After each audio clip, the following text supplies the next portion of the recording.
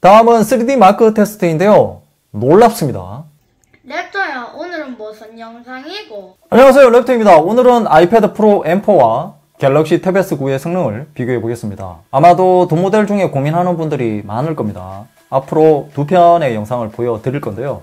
오늘은 성능편이고 다음 영상은 실사용성에 대한 영상을 보여드릴 예정입니다. 그래서 여러분들은 제가 만든 영상을 보고 고민을 해결하시면 되고요. 사실상 11인치 길이의 비교는 이 모델이 마지막이 될 듯 합니다. 그 이유는 얼마 전에 출시한 탭 S10 11인치가 나오지 않았거든요. 탭 S11에서 11인치가 출시되지 않는 이상 마지막이 될 듯 합니다. 그럼 두 모델의 성능 차이가 어느 정도인지 지금부터 자세하게 살펴보겠습니다. 먼저 두 모델의 스펙을 살펴보겠습니다. 아이패드 프로는 AP가 맥북 프로와 맥북 에어에도 들어가지 않는 M4 칩이 탑재되어 있고요. 아마도 AI 기능에 대응하기 위해서 한 번에 두 단계를 건너뛴 것 같습니다. 성능은 전작인 M2 대비 CPU 성능은 50% 그리고 GPU 성능은 4배 정도 향상되었고요. 이미 여러 리뷰어들을 통해서 성능은 검증이 되었습니다. 그리고 저장 용량에 따라서 CPU 코어 수가 달라지는데요. 기본적으로 9코어가 적용이 되어 있고요. 1TB와 2TB 모델은 10코어 CPU가 적용이 되어 있습니다. 반면에 탭 S9의 AP는 퀄컴 스냅드래곤 8 2세대 4 갤럭시가 탑재되어 있고요. 확실히 전작인 탭 S8 시리즈 대비 성능은 업그레이드 되었고요. 이미 S23 시리즈에서 증명이 되었죠. 그리고 탭 S9 시리즈에도 베이퍼 챔버를 적용해서 높은 성능을 최대한 길게 유지하기 위해서 냉각 시스템에도 정말 많은 신경을 쓴 것 같습니다. 또한 제가 리뷰 영상도 이미 많이 올렸지만 실제로 사용하면서 발열이 심하거나 버벅임이 있다거나 그런 문제점들은 없었고요. 다만 탭 S9는 아이패드 프로 M4 대비 출시한 지 1년이 넘는 세대 차이가 있습니다. 그래서 아마도 AP의 성능 차이가 많이 날 듯 합니다. 아이패드 프로의 램은 전작과 동일하게 저장 용량별로 차이가 납니다. 저장 용량이 256GB와 512GB는 램이 8GB가 적용이 되어 있고요. 그리고 이번에 128GB가 없어졌습니다. 램 용량이 16GB는 1TB와 2TB 용량에만 탑재가 됩니다. 반면 탭 S9는 램이 8GB와 12GB로 두 가지로 나눠지는데요. 제가 사용하고 있는 128GB 모델은 8GB이고 그리고 256GB 이상을 구매하시면 12GB 램이 탑재가 됩니다. 기존처럼 LPDDR5이고요. 대신 UFS 4.0 규격으로 업그레이드가 되었습니다. 리프레시 테스트를 하기 전에 긱벤치 점수를 한번 보고 가겠습니다. 싱글코어 점수를 보면 플래그십과 보급형을 비교한 듯한 착각이 들 정도로 점수 차이가 너무 많이 납니다. 거의 1500에서 1600포인트 정도 차이가 나는 것을 알 수 있죠. 이게 현재 갤럭시 탭의 현실이라고 보시면 됩니다. 이번에 나올 탭 S10의 성능이 현재 스냅드래곤 3세대와 비슷하기 때문에 2300포인트 정도 나오는데요. 물론 실제 기기와 비교를 해봐야 알겠지만 스냅드래곤 2세대가 적용되어 있는 탭 S9와 별반 다를 바가 없을 듯 합니다. 그리고 멀티코어 점수 차이는 더 많이 벌어집니다. 거의 7500포인트 정도 차이가 나는 것을 알 수 있죠.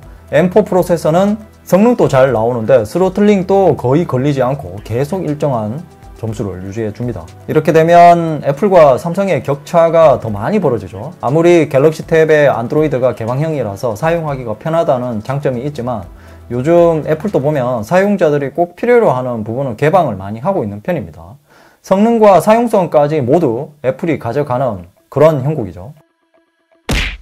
그럼 이제 두 기기의 주요 설정을 잠깐 살펴보겠습니다. 두 모델 모두 120Hz 화면 주사율을 지원합니다. 그리고 탭 S9는 램 플러스 용량을 8GB 그대로 두고 진행하겠습니다. 그리고 두 모델 모두 전원을 껐다가 켰고요. 네, 그럼 이제 리프레시 테스트를 해보겠습니다. 두 모델의 동일한 앱 20개를 모두 구동하고 진행하겠습니다. 20배속으로 빠르게 진행할게요.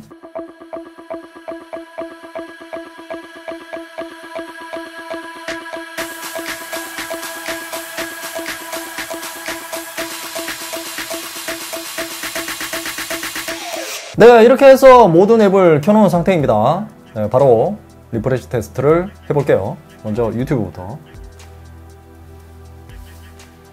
네, 유튜브는 탭 S9만 리프레시 되었고요. 다음은 네이버 네이버 이상 없고요. 다음은 티빙. 티빙은 탭에서 9만 리프레시 되었습니다. 다음은 쿠팡. 쿠팡 이상 없고요. 다음은 알리. 알리 이상 없죠? 다음은 배그. 배그 이상 없습니다. 다음은 아마존. 아마존도 이상 없고요. 다음은 컬리. 컬리도 이상 없죠? 다음은 11번가. 11번가도 이상 없고요. 다음은 유튜브 뮤직. 유튜브 뮤직도 이상 없죠? 다음은 카메라. 네, 카메라는 두 모델 모두 리프레시 되었습니다. 다음은 스벅. 스벅은 아이패드 프로만 리프레시 되었고요. 다음은 CGV. CGV는 탭에서 9만 리프레시 되었습니다. 다음은 교보 이북. 네, 교보 이북은 탭에서 9만 리프레시 되었고요. 다음은 호갱 노노. 호갱 노노 이상 없습니다. 다음은 SOS. 네, SOS는 두 모델 모두 리프레시 되었습니다. 다음은 롯데시네마. 롯데시네마 이상 없고요. 다음은 G마켓. G마켓 이상 없고요. 다음은 야놀자. 야놀자 이상 없죠. 다음은 쿠팡플레이. 네, 쿠팡플레이도 이상 없습니다. 확실히 아이패드 프로가 리프레시 성능도 더 좋습니다. 다음은 3D 마크 테스트인데요. 놀랍습니다. 네, 거의 2배나 차이가 납니다. 점수 차이가 4600포인트 정도 차이가 나고요. 아이패드 프로의 그래픽 성능이 확실히 더 좋은 것을 알 수 있죠. 긱벤치 점수와 마찬가지로 차이가 너무 많이 납니다. 그리고 20회를 연속으로 돌리는 스트레스 테스트를 해봤는데요. 두 모델 모두 튕기지 않고 20회 모두 완료했습니다. 최고 점수 차이는 4500포인트 이상 차이가 났고요. 최저 점수는 2400포인트 정도 차이가 납니다. 두 모델 모두 스로틀링이 걸린 것이죠. 안정성은 탭S 9가 높지만 보통 성능이 낮은 모델이 안정성도 더 높습니다. 사실 탭S 9의 스펙 정도만 돼도 거의 모든 게임을 돌릴 수 있고요. 비교적 고사양 게임도 쾌적하게 돌릴 수 있습니다. 그런데 이 아이패드 프로 M4는 2배 이상 더 좋기 때문에 탭S 9 대비 상대적으로 더 쾌적하게 사용할 수 있습니다. 그리고 배터리는 아이패드 프로가 15% 정도 감소를 했고요. 탭S 9가 10% 정도 감소했습니다. 배터리 용량이 탭S 9가 200mAh 이상 더 크죠. 그걸 감안한다고 해도 배터리 감소율은 아이패드 프로가 더 심한 것 같습니다.